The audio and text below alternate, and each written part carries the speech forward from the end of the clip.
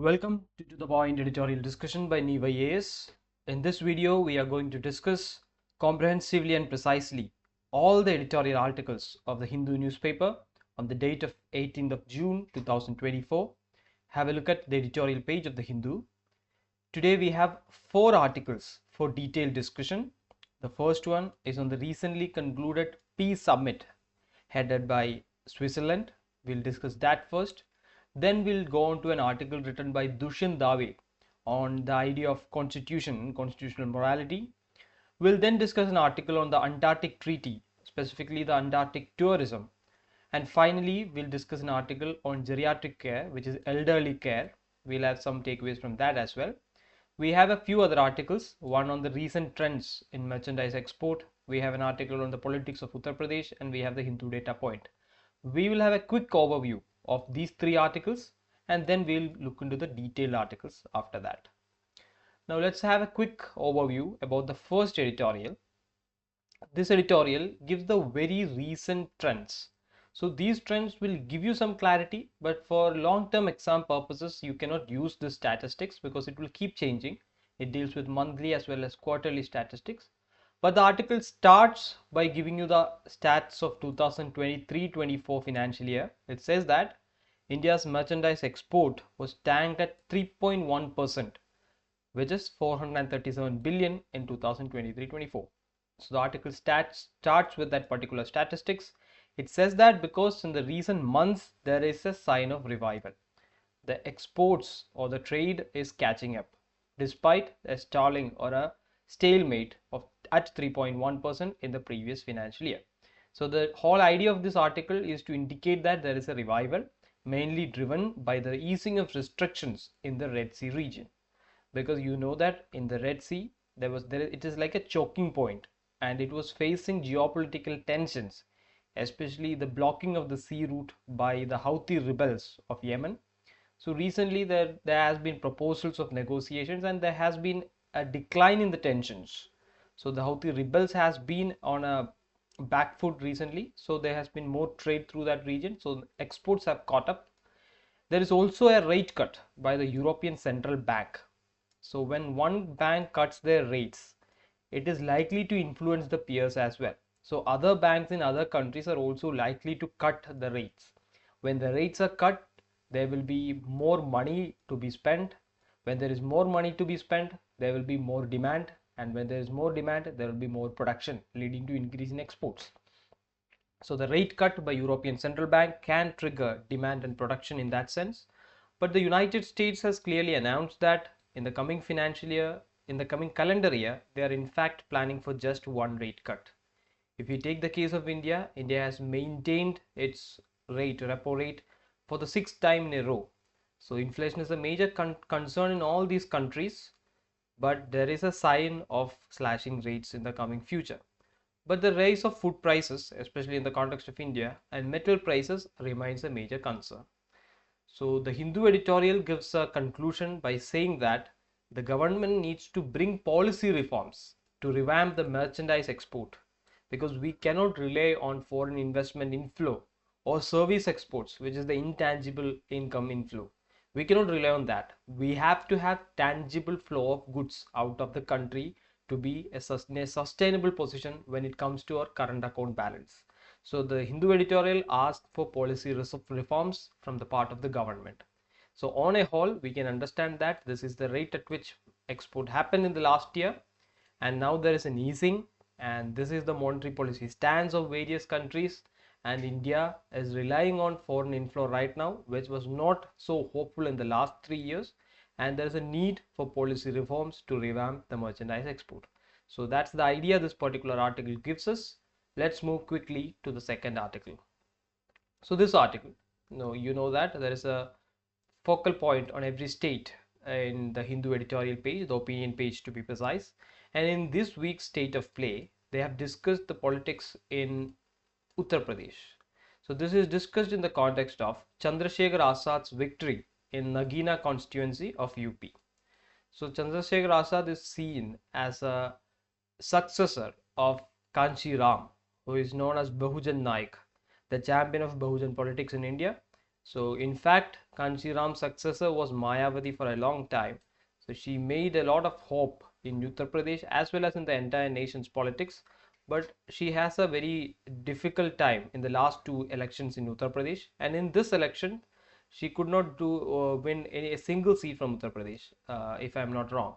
If that is the case, the author predicts that Chandrasekhar Azad is likely to succeed Kanchiram, and this will mark the end of Mayavati or the change of baton from Mayavati to Chandrasekhar Azad when it comes to Bahujan politics in UP as well as the country. So that's the idea this article gives. It talks about the rise of Chandrasekhar Azad in the land of Kanchiram. Coming to the third quick overview article, it is the Hindu data point, and it's a very interesting data point. It can be used in the context of electoral reforms because it says that 92% of the winners of this year's election have an asset worth more than 1 crore. So 92% of the winners have a net worth of more than 1 crore, which is more than 90% of the Indians, and 75% have more than 3 crore income. This was the same case in 2019 as well. So it's not an aberration, it's a consistent trend. If we take the median asset value of winning candidates in the 2024 elections, it is 7.4 crore. So that means even though the Indian electorate prefer people like them, and it is often said that Indian electorate is not so sympathetic about rich and affluential people, but the practical fact is most of the politicians in India are richer than 90% of the Indians. So that's the Hindu data point for you. Now let's move in to the detailed discussion. The first article is on the Summit of Peace. So this Summit of Peace was initiated by Switzerland in the context of the Russia-Ukraine war. This becomes important for us because Russia-Ukraine war is a major topic in this year's IR paper, and this particular treaty can give some value additions for the prelims as well. Now let's look at what exactly the outcome of the treaty was. As I said, the treaty was initiated by Switzerland. They managed to bring in 90 countries to the discussion table, and a final joint communique was released. And this final joint communique was signed by 82 countries and organizations. And it calls for an end to the war. The three keywords that is there in the communique are sovereignty, territorial integrity, and adherence to international law. So this is the key outcome of the summit. 82 countries and organizations managed to sign it, but it has certain drawbacks. In fact, drawbacks that actually makes this a very poor summit, because one of the major parties, which is Russia, was not invited. And this outcome is entirely in line with the interest of Ukraine and West. If you take China, which is a close ally or the strongest ally of Russia now, they didn't even send a delegation to the summit. Or if you take BRICS, in which Russia is a part of and China is a part of, no member of the big BRICS signed the resolution, including India. If we specifically come to the position of India, India participated in the summit but didn't endorse the resolution. And this is consistent with India's long-term stance, because India has consistently abstained from every resolution at the UN Security Council, be it International Atomic Energy Agency, Human Rights Council, or any other multilateral fora. Any resolution that criticizes Russia for its invasion of Ukraine, India has abstained from it. So India is not in favor of war. Maybe India will agree with 90% of the clauses that are discussed here. But India is open for a joint and inclusive solution where both the countries, Russia and Ukraine, are there on the negotiation table. So we are not there for exclusive sanctions that isolates Russia, because Russia is our long-term partner. Neither are we against international consensus and conventions like the Geneva Declaration. So India's stance is very clear. We participated, but we didn't endorse, and we have balanced our ties with Russia as well as the Western countries. So that's the outcome of this particular summit. Be clear with what the Summit of Peace is and what the outcome is and what India's stand is. Now let's move to the second detailed discussion article. It deals with the idea of constitutional morality. Constitutional morality comes into picture because the author Dushyant Dave, who is a famous advocate in the Supreme Court of India, He criticizes the government on various fronts, and he places the idea of constitutional morality through the words of Dr. B.R. Ambedkar to give a way ahead. So the author says that the current government, especially the current Prime Minister, is focusing more on optics rather than the letter and spirit of Constitution.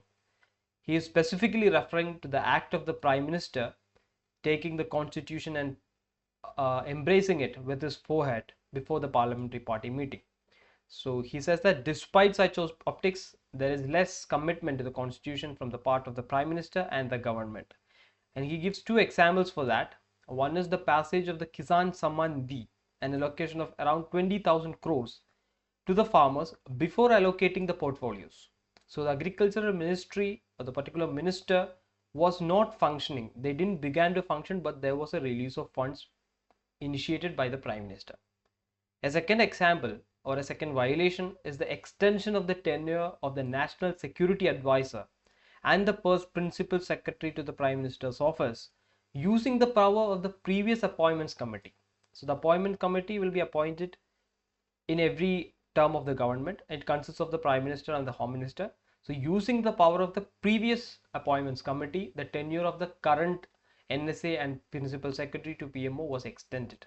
So all these things were done before the first cabinet meeting.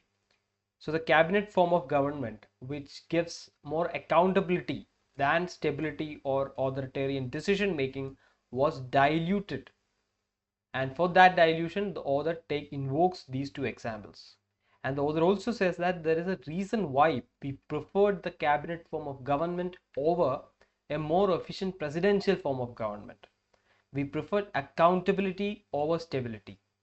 Why did we prefer accountability? Because a non-parliamentary executive, something like the United States President, a non-parliamentary executive being independent of the parliament tends to be less responsible to the legislature. So accountability to the legislature was key to the constitutional principle of India. And Article 74 says that there shall be a council of ministers with Prime Minister at the head of it. So Prime Minister is placed just as the head of the council of ministers, not equal to the President of the United States or not as first among the equals, just head of the council of ministers, but one among the parliamentarians who is accountable to the legislature. Now comes the idea of constitutional morality. So both are quotes by Dr. B.R. Ambedkar, and these quotes can be used for diverse areas in the GS paper, in the GS2 paper, in the GS1 paper, or in the ethics paper or the essay paper. It says that constitutional morality is not a natural sentiment. It has to be cultivated. We must realize that our people have yet to learn it.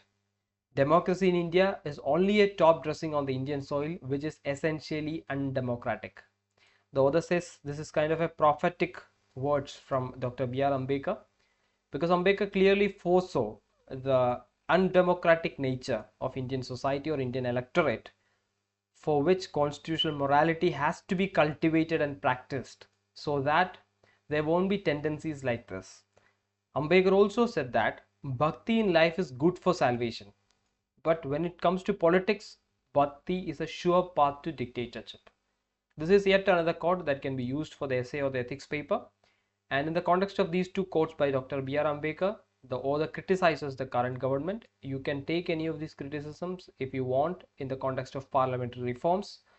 So that's the takeaway from this article. Let's move to the third article. The third article is on the Antarctic Treaty Consultative Meeting, the 46th round of it, which was held in Kochi last month. So you should know that Antarctic Treaty is a 1961 treaty which had 15 members in the beginning. Later members were added. India is a member right now, and there are consulting members and non-consulting members. These consulting members will meet to deliberate on this treaty and the reforms of it. And the 46th round of these consulting members were held in Kochi. And the important agenda for the meeting was to bring a consensus on Antarctic tourism.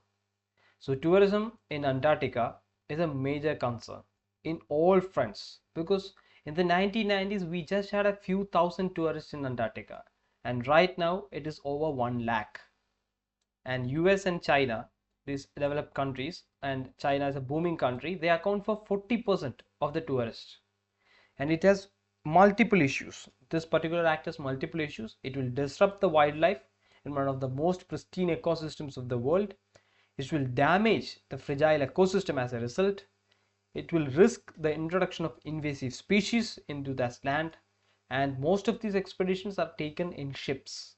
Some expeditions are in very big ships also.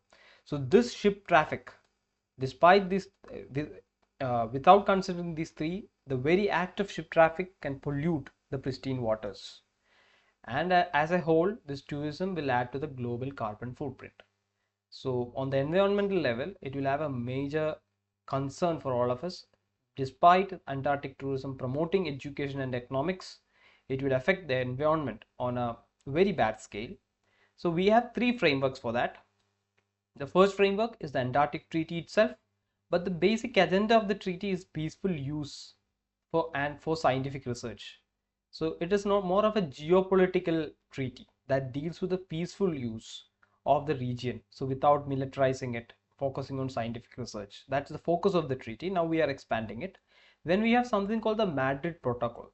But Madrid Protocol also lacks specific tourism guidelines. It deals with environmental sustainability, but it lacks specific guidelines for tourism. So that is also a concern. Now the only thing that regulates tourism in Antarctica is the International Association of Antarctica Tour Operators, also called as the IAATO. So this is a potential question for the prelims because UPSC often asks about environmental bodies. So this is a very important organization because they regulate the tourism in Antarctica right now. It is a self-regulatory independent body. But the issue with this is the measures taken by this body is not sufficient enough because it doesn't have a legally binding statute. So developing something like that based on consensus was the agenda of the Antarctic conference consulting meeting of the 46th round, but we couldn't arrive on a consensus in that meeting. Hopefully it will be achieved in the coming sessions.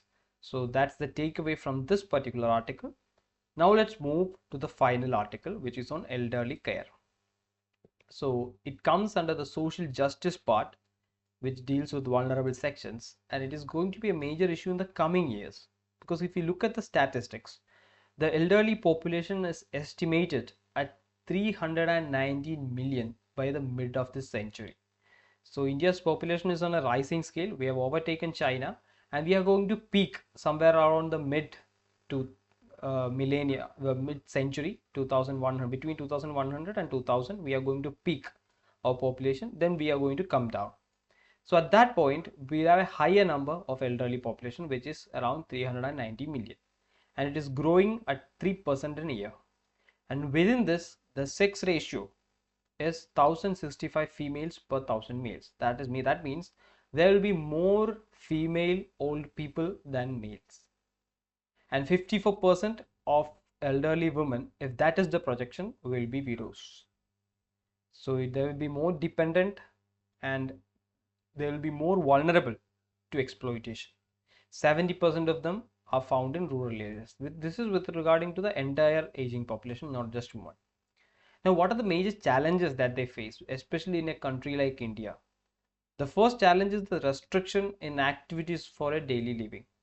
So employability will be affected. Second, there will be multi-morbidity. So when we take the context of COVID, people with multiple morbidities were most vulnerable. Or if you take any disaster per se, the elderly people are the most vulnerable. So that is the second challenge. The third is poverty and the absence of any income. We have a data for that. The Longitudinal Aging Survey of India reports that 20% of all the elderly population experience each of these vulnerabilities. So if you take any one vulnerability, the percentage will grow further up. If you take 20%, they experience each of these vulnerability. So this is a serious problem to be addressed, serious social problem to be addressed. And some of the measures suggested in the article is welfare provisioning. So something like a social security pension so that they have income support. Second is legal recourse as well as concessional measures for the group of population like senior citizens assistance in railways or in buses and free legal aid for them so that their lack of income is not affected. and there needs to be an awareness about existing schemes, because the article itself talks about a survey which says that only 20% are aware about the welfare provisioning schemes. So there should be more awareness. And finally, the focus should be on prospective elderly. Prospective elderly means people who are going to be elder in the coming future. So we shouldn't be going behind what is existing. So when we focus only on the elderly at present, we will fail to see the prospective elderly. So the way it is going to peak at 319 million by the mid-century, we have to have a lot of focus on the prospective elderly. So that is what the article discusses. The statistics, the issues, and the way ahead are quite good for an answer on this particular topic. I hope the discussion was useful for you. Thank you for listening.